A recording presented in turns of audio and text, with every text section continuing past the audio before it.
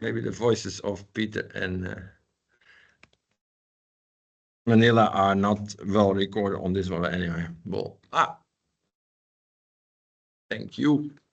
All right, good afternoon. Thank you for the core team that is really drafting, and many others, by the way, to be here today. And I hope we can have an efficient meeting just to report on our status. So also for the website, I got some messages of people to say that they are watching the videos on the website. So that is quite nice. I really get mails when people have been, yes, it's really marvelous. And I think right now we're becoming in a more mechanical phase of writing the proposal. And today we want to report on what the progress is. Last week we had a good discussion on what we call the 1A4. And we said that this week we would have the first draft project proposal, how it could look like, you know. And again, we are 1 month before the submission date, you know, which is early November. So we still have time, but it's good to show that we are somewhere. So it was sent out with the invitation on our Signal group yesterday, also in the Spiral Lab app, by the way. We also put the proposal, which is the close group that here works closely together, tries to implement an integrated research commons. So just a short introduction of the proposal today. Is that all right? Is there anything else that we need to put on the agenda? No? This topic of the packaging? Or no? Yeah, we can mention that, yeah, during the proposal. Because anyway, the proposal was sent out. We discussed last week to be a bit limited in sending it out, although I still call for let's get people involved. And in the preparation of this, several versions of getting this done, which was done a lot at the end of last week and during last week, and also I must say I have received substantial inputs from, well, also you, Mahak, from everybody from the group, but also I must say from experts in the Netherlands. Some experts, for instance, the action research that we have consulted have given very substantial and high quality advice and text. We also got it from Zimbabwe, from Professor there, and from South Africa, from Professor there, and also Zambia. So on the Southern African side, there's certainly commitment and there's certainly involvement in the text. So that is good to know. You know, it's not just us. We are doing this worldwide. So I prepared a little bit of a presentation. Shall I go on with that? Just to, because the text is comprehensive, I would say. Let me see how I share this thing. Share. Can you see what I see? What do you see? I see. You see the presentation? Yes. All right. I see the screen. Just put it full screen. Yeah, if I put it full screen, is it then bigger for you? Yeah. Yeah. No, I mean the presentation. We can read it. Like if I do it like this, it's now the whole screen. Yeah, like this. All right, good. Yeah. Okay, again, the current phase of the proposal, which is again, just to get us started and talking and diving deeper into it, has proposed a few names. We discussed it before, but maybe it's time to, and again, not in the proposal there are 5 or 6 possible names. Actually, myself, I like this unchain thing because we are talking about the chaining into addiction and being verslaafd, and we want to unchain, which is de-slavement. So unchain stands for understanding and changing habitual addiction in networks, which is what we are looking at, and several networks. We'll come back to that later. So this is the presentation of the first compiled proposal draft, again, just the first draft. And during the discussions last week and further discussion, we talked about this is breaking the change of addiction-driven consumption for a circular economy. That's sort of a title that we were walking through the weeks of what we are doing. All right, so what is this proposal about? What's the problem analysis? And again, this is the first rendering of a possible message. It's not the message yet. The addiction-driven consumption, which we call the enslavement, coming from the Dutch verslaving, which is we reckon is a barrier to circle transition. We have real difficulties getting into the circle economy because of the enslavement to the addiction-driven consumption, what we call enslavement. We have therefore compulsory upgrading of and disposability and a novelty seeking, especially in the mobile phone environment, because last week we discussed the focus, which was mobile phones, electronics embedded in furniture or in textiles. And also this week came up the discussion, actually last week we already discussed it, to look also a bit broader and look at packaging. And I think you have worked on that, Peter, quite extensively this week. So compulsory upgrading also of the packaging, you know, this addiction part of that, reinforced by marketing, the obsolescence and the social norms. We have a knowledge gap here because consumer addiction is not addressed in the current behavioral models. We have not seen enslavement being researched, although we have found lots of resonance with whomever we talked. I was just at the government site and people say, oh, this is interesting. We never thought of it. And actually, it's true.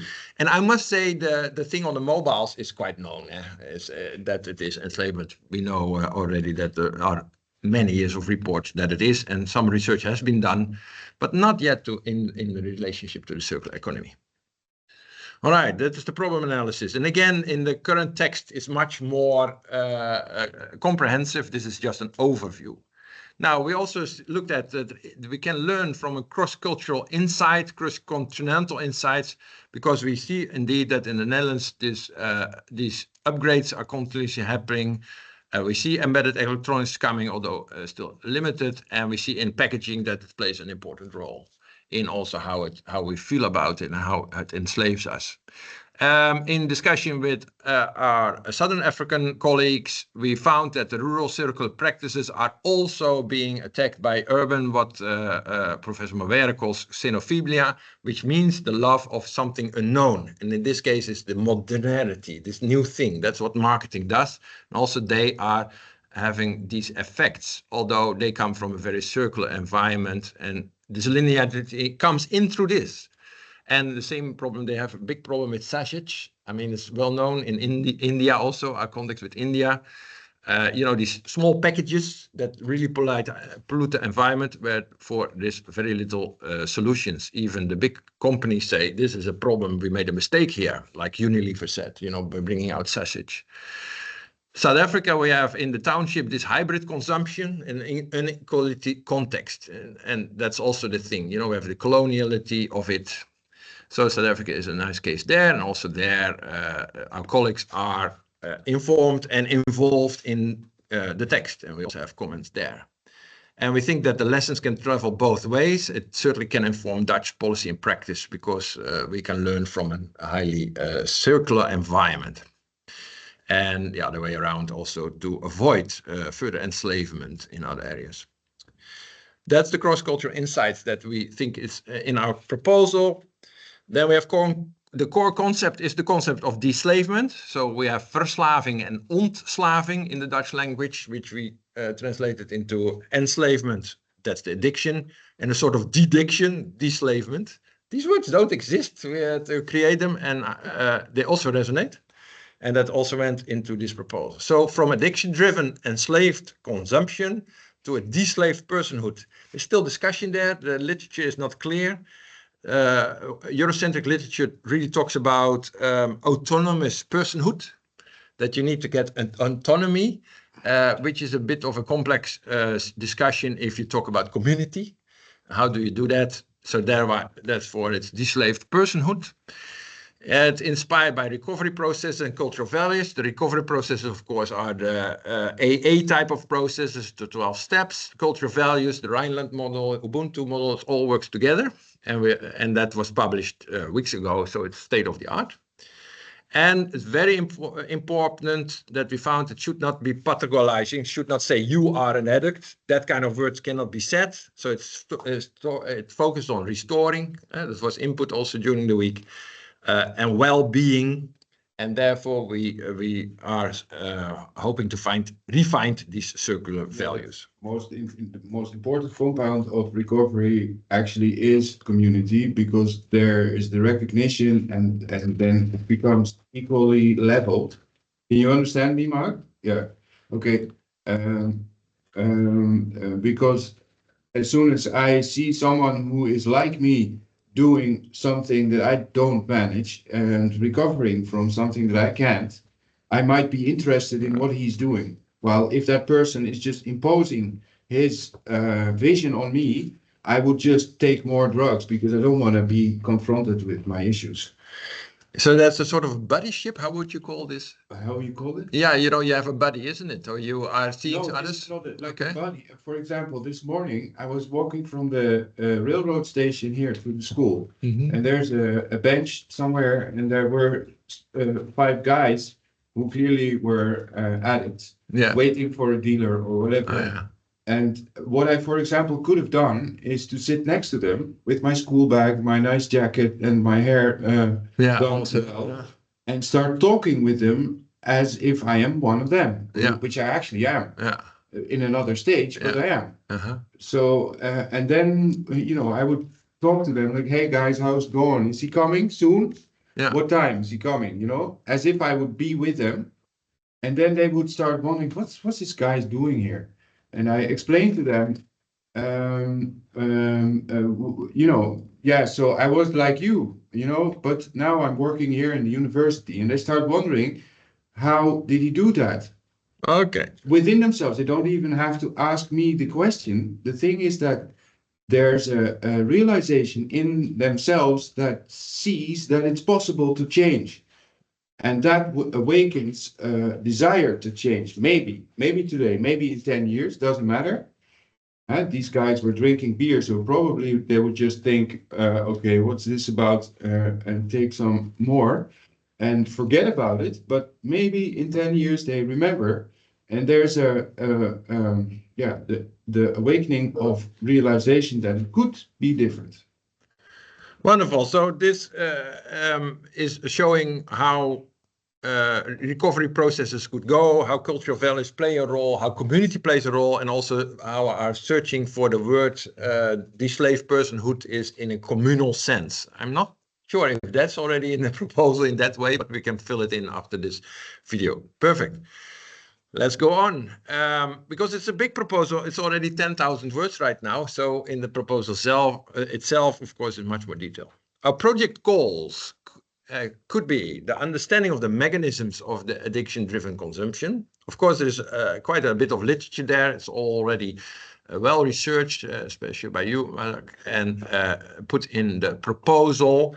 But there is still, if we look at from an enslavement driven consumption, it is certainly can be very much further developed.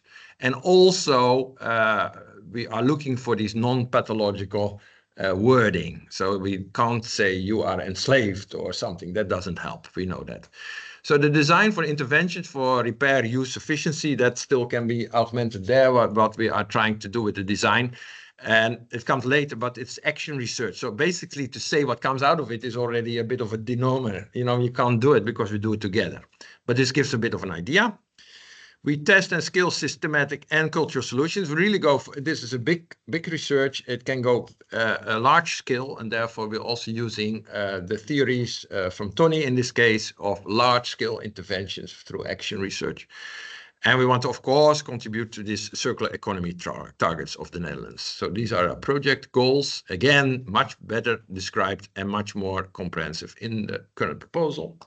The impact pathway. What is our impact? Through outputs, outcomes, and impact. Outputs. We're producing frameworks, case studies, intervention, art-based engagement. So descriptions through art, where words stop. There's a lot of things that we can't say.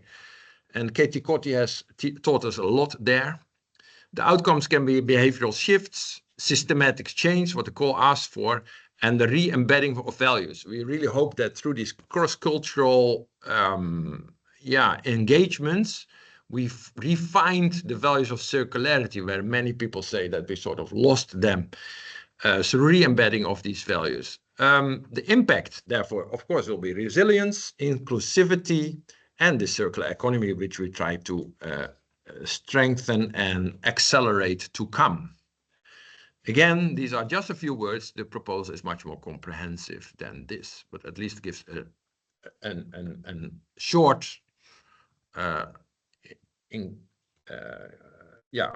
the notion of how it looks like. Consortia and creating and learning. All right, so the consortium, we'll come back to that later. We have a quadruple helix. I think government is not in this one yet. Universities, applied sciences, NGOs, companies, artists, and communities. The quadruple helix, state of the art, could be quintuple. They say now we will get to octal, no doubt, but at least we are the quadruple already there. Co-creation development. We really look at co-creation. That means that you do it spirally. You know, you have participatory design, art-based inquiry, and large-scale interventions. This really is sort of a core where you start the research, and we are not completely sure what comes out of that because the team itself will decide which way to go. It's real action research based on, for instance, this book, Systemic Action Research from Danny Burns, to mention just one. But this is a very good book on strategy for whole systems change. This shows how action research can really have systemic influences. One of the seminal books on that we use. And of course, the integration with education, very important, learning via action research cycles, per learning cycles, and this festival of consumer futures. Basically, the proposal is that we have one big meeting of a day per year, where all participants, everybody involved, an open environment where we discuss with each other how the research is going, the direction, but also it's happening, you know. And then in 3 years, a festival of consumer futures, which is the big one, and then every year these meetings. So that's action research cycles, peer learning circles. Action research, collective decision making. We are looking at the inclusive research commons, so a commons-based governance model. This is rather unique. I've been looking through a lot of proposals.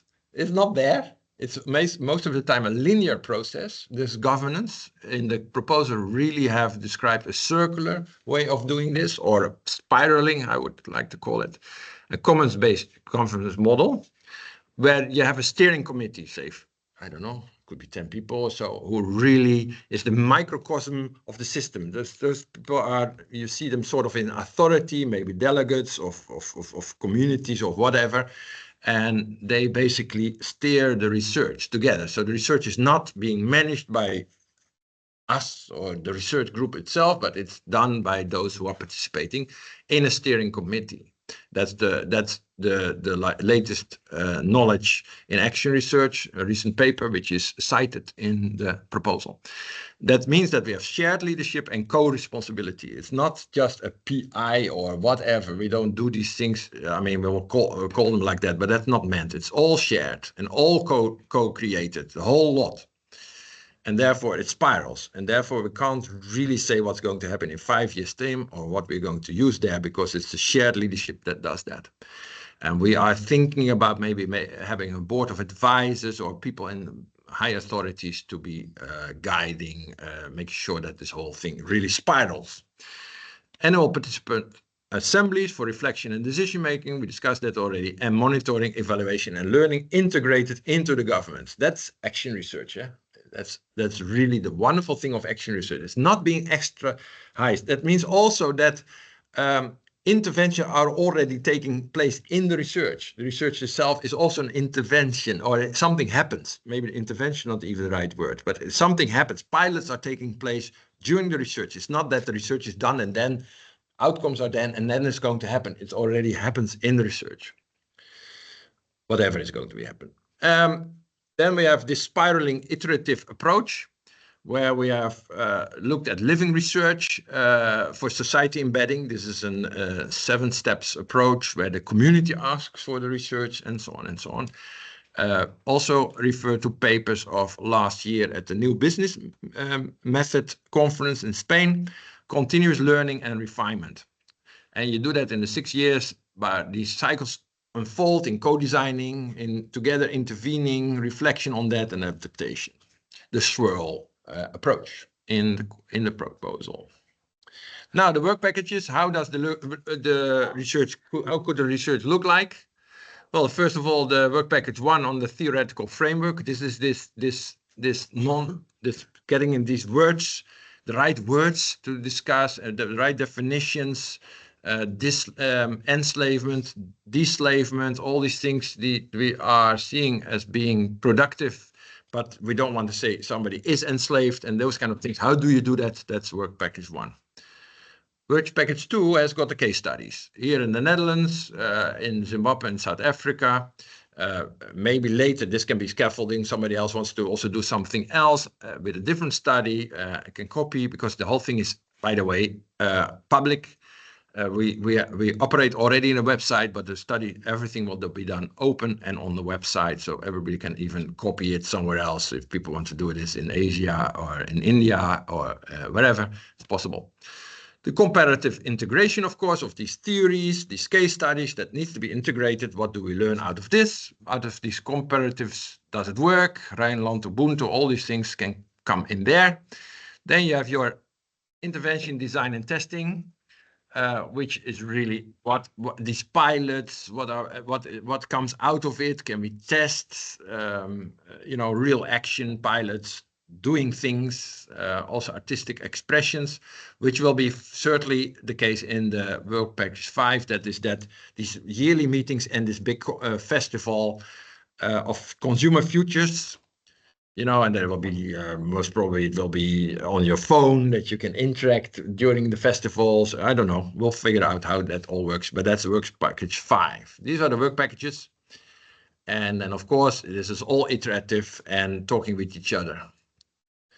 Then expected outcomes of this research is for the consumers. Well, hopefully breaking these cycles of enslavement, like you have just given the case, how you maybe could do that, and how could you make people sensitive to that. So, but that's where we aim for. The producers ending the growth addiction models, because actually you're also addicted, of course. It's like the dealerships, they're also part of the system and can't get out of it. We have to find ways how to get deslaved also for producers. And this was Felix, for instance, in the beginning, talked about this a lot, that prosumers, it's all the same. Policymakers, how to regulate the systematic triggers. We know these things about the call for how to deal with casinos, how to deal with this, how to deal with tobacco. All these things are there also in the society, things like that can help. NGOs, very much reframing addiction. No use to say you are addicted, but how do we interact? And there we have, for instance, an example of the friendship bench, really a wonderful example that when there are now caretakers, like in a country like Zimbabwe has got 10 psychiatrists, but they have found a way how to make that available for the whole country. Now that's a way of NGOs could be involved, and there's also NGOs interested there. And the Global South-North Learning Exchange. In this case, I think we can learn a lot from the South, very circular. Almost done, I think. Societal and economic impact. We hope for behavioral change, of course, towards circularity. That's what the call asks for. That's what we have shown how you might be able to do that. To install cultural values that aim us to repair for sufficiency, sharing all these words, the R ladder, the whole thing, all these things that we know for the circular economy. How do we bring those values in and activities that come out of the values? New business models of these kind of things, especially also for the producers of, for instance, packaging of phones. And we know the modular ways of looking at phones. Long-term resilience. That's also because of the introduction of the whatever is going to happen, what we call interventions, during the research already. But therefore, we hope that the resource will be saved. That's where the circular economy is also for, and reduce dependencies. Super important, so communities can flourish. Now, done the questions. Does this proposal resonate with you? What needs to be strengthened or reframed? And then the last question for today, how to engage the full consortium and secure broad commitment. Thank you. Thank you. Let me stop the sharing. Any comments? Manila is commenting here in the chat that we should add a work package on project management to coordinate the other work packages. All right. That's fine. Yeah, I think it's good to have some overview and coordination of the other Yeah. work packages. Yes, of course, this is action research. So it is no directive management here, Yeah, but we can we can call it. a board of advisors or something, people in authority, not so necessarily in power, Yeah, because the stakeholders are all involved in the research, and then we can find a work package where people in authority can sit that guides the process under their authorities. Yeah. Okay. I have something I tried to explain earlier that I think it's necessary to research, like in work package 1, you have a theoretical framework, but right now this is based on more or less my experience. Mm-hmm. And I would really like to substantiate that with global theories. I think it's already done. That is in the current text. It's well researched how it links with global theories. Yeah. So indeed, the work that has been done so far has sensitized us. Yeah. But I don't think that the model that you have presented is already in this proposal. And in that case, indeed, it's work in progress. I don't think that the current text is based on that, as you state. I think it is based on, especially Mahak's research done in the global context. Yeah, I understand that, but what I mean to say is that our theory of addiction and enslavement and this whole concept, Deslavend, yeah. yeah, this whole deal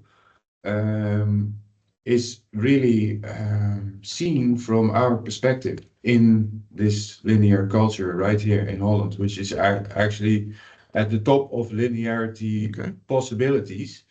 And I think we should open our minds to how these things are viewed from Certainly. perspectives. And Very much so. To do that, I would suggest to make that like a sub research which goes on in these areas. Good. Not done by us, but by them. Yeah. Okay. Well, so far we have not done Just 1.1, on the theory. 1.2, and so on. Yeah. Yeah.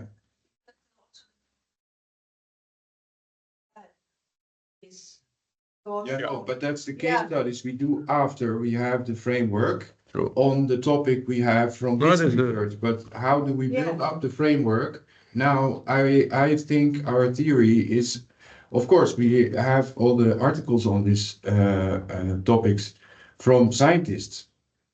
Like this Google and these things I saw referred to, which I don't doubt they are good, but like we have information from me, I would like to get that kind of information Yes. from other parts Yes. to see what's going on there, and not specifically 12-step, but local information. Exactly. Okay, so this is of course, world packages will still subdivide in further packages, and this is one of them. Yeah. Yeah. I really Good. think it's important to do that. Just to be sure that we are not Yes. working with blind spots. Very good. Noted. Mark. Oh, I think your microphone is off. Yes. Sorry. Yeah. Can you there hear me are. now? Yes. Okay. So I had this question that when I reread the call, it is though it is about global perspective, but when we are writing in our call, we are saying about the budget constraints that we have. And what I read that 2.25 is the max that one project can ask for. And we have written in Zimbabwe and things like that, we can demand more money. Can it be one of the reasons that they will think that we are too much focusing on these areas and we demand more money in these areas? That can be a reason of rejection rather than writing that we might need more money. We will manage it across packages, and there is no need to write it in the proposal, I think. That's fine. Then we'll take that out. That's clear. And that's okay. I think indeed it can be solved. At the other hand, it's also at the current draft, I would like us to be open to each other, Yeah, and it's good. So the intention is to be balanced, and we'll do it within Yeah. the framework of the proposal. Yeah. So so we'll take that out, but knowing our intention to be very Yeah. fair, and that's good. Yeah. So noted. Yeah. And one more thing, we have not written the rationale, because I understand from where we are coming. We have not written the rationale because we do not have words. So I'm not sure if this comment makes sense, but if I am one of the reviewer, so why we only selected Zimbabwe and Oh yeah, true. South True. Africa? Yeah. So I will say why will come to my mind. I understand, I will see your publications and I'll understand the rationale, but the rationale needs to be very briefly written, Yeah. that why only these countries, you know what I mean? Yeah, no problem. Noted, and we'll do it. Yeah. Very good. Yeah. And one more thing, we will have the rationale why these countries. Then we have to write somewhere that these are very representative, because like we write in manuscripts, these are very representative parts, and here the problem is more so checking the framework and things like that is essential, and then reflecting upon it, and then presenting something to other developed countries. So we have to bridge that how our findings from so in the final, you want me to write, I can write it, that how from developing countries we are going to learn something, use a framework, and then map it in our present scenarios. So that closing we need, otherwise Super. there is And no. wonderful, wonderful. And yes, so this actually, to me, and I'm aware of the work in Southern Africa to link up with, for instance, Asian cultures and so on. So it is quite some work there. But it was fantastic if you write that. I'm sure, because of your background, you also know these things super well. Yeah, I'll write it. Yeah, simple, super. And that gives, again, make sure that we have diversity of views on these things. Wonderful. Yeah. Wonderful. Thank you for that. So that's also noted. Any other comments? No, it's fine. And again, this is now a video, so it comes on the website. So again, people can just comment. This is not closed. It's just to get us started, and we are a bit curt now because we want to get to a result. The discussion has been done, so now points are taken up and dealt with, because there's no more conceptual. We have all done that work. And therefore, the answers have also been a bit curt. So let's do it and solve these issues that we find, and the comments and the concerns. And if everybody else sees this video at a later stage, sees certain concerns that we might be overlooking, blind spots that we have, please mention them so we can make sure that these things are being done. For today, I think we wanted to make sure that the world can know that we have something comprehensive. That we have a methodology, we have outcomes, we have a road to impact done. We have done a vragenarticulatie. So I would think that there is now the real base to reach out further, not the 1A4 only, to say, no, we are further.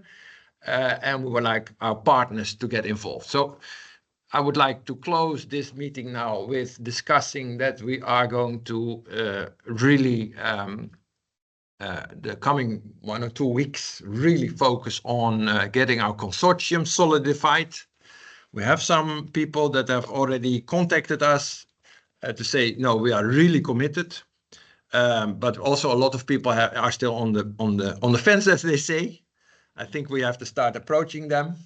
So first of all, I would like to say many people have been involved in the preparation of here. I think if you empower us to, to go and contact each of them to say, okay, are you in or out? No, out. You're never out. You can always come in later also, because we are open.